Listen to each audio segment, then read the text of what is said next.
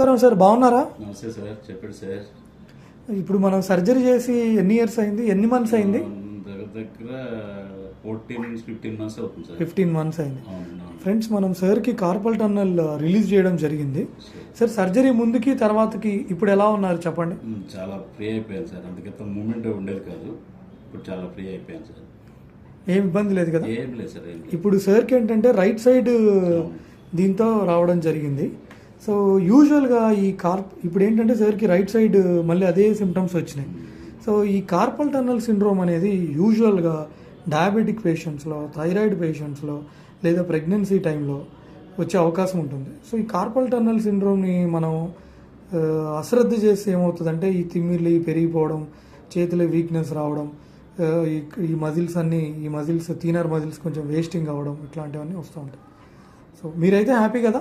హ్యాపీనే sir. Thank you అండి. Okay, thank you sir.